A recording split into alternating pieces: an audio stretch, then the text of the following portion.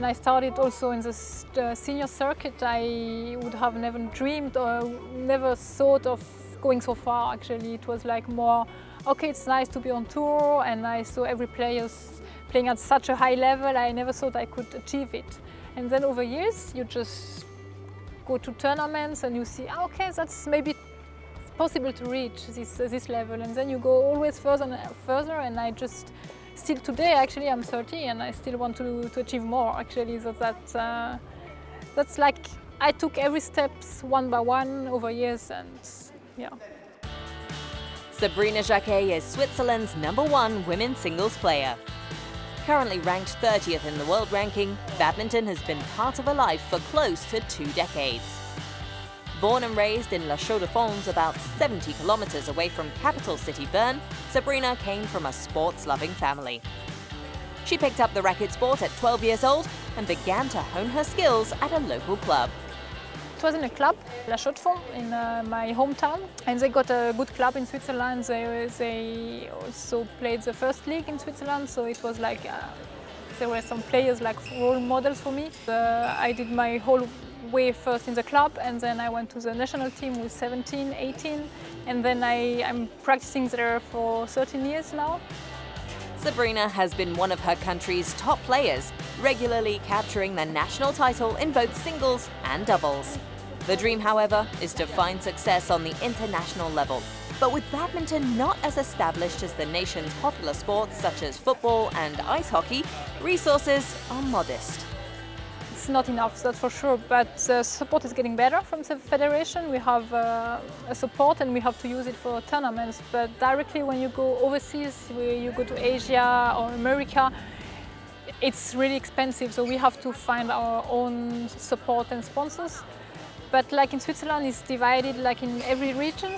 You can get support from the region, and every player are looking for this support. And but it's really a tough story. Actually, every player has to look for themselves. Actually.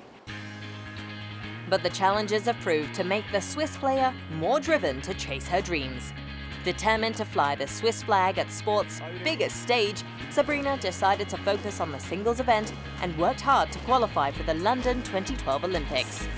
Although she didn't get past the group stage, the experience of participating in the Olympics made her hungry for more, and she proudly represented her country in Rio 4 years later. Like Olympics, I think for every athlete it's a dream to be part of this big event. And I learned so much from this experience. In 2012 in London, it was really new for me. I was really stressed on court, and when I came out, I was okay. I want to be there in 4 years, then to do it better. And I did it a bit better, but not like I wanted to. And in 2016 in Rio, but it was still a really good experience, really good event, an amazing experience actually. And now my goal is to go further and try for 2020 Tokyo. 2016 became a turning point in Sabrina's badminton career.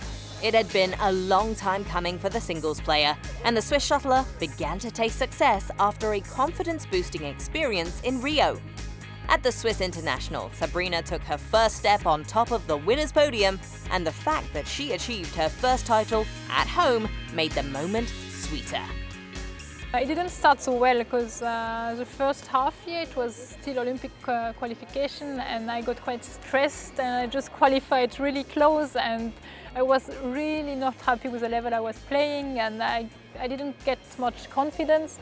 But then I went to Rio, I did okay there, I got some confidence back, and then suddenly after Rio I could just enjoy my game. I told me, okay, now I want to enjoy, I don't want to put myself too much pressure anymore. I was really happy to win my first title because I'm not the youngest one anymore. So I won my first title with 29, so I was like, okay, I'm not one of these players never winning a title on tour. And then I won this title, and then I think I got a bit released from it, and I just could go on on a good level, and then I finished second at the Scottish Open here in that hall.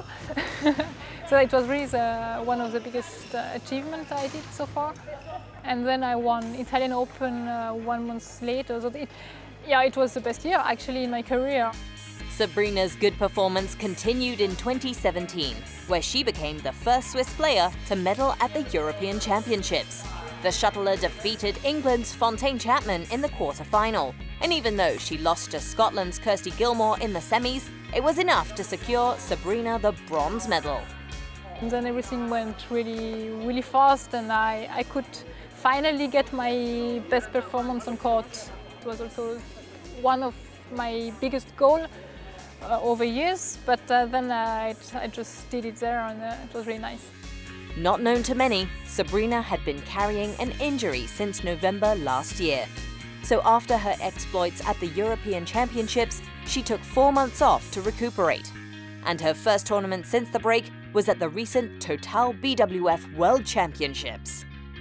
I was playing for many months, with this injury, until the European Championships actually. And then after that I told myself I cannot go on like that, because I need to heal it. And for these championships I was not actually sure to be ready for it, but I did it, yeah. Sabrina has enjoyed every moment of her badminton journey so far. And if there was one thing she could have changed, it was to have started her career earlier. My only regret is maybe to have started so late to focus full time on badminton. I did it quite late with 23. And when I see young players already with 15, 16s going like crazy, really focusing on badminton, that's maybe my only regret, but we cannot go back. This Swiss shuttler has more to give, and she looks ahead with renewed ambition and zest for the racket sport. A fighter on court, it is without doubt that Sabrina Jaquet is a warrior in more ways than one.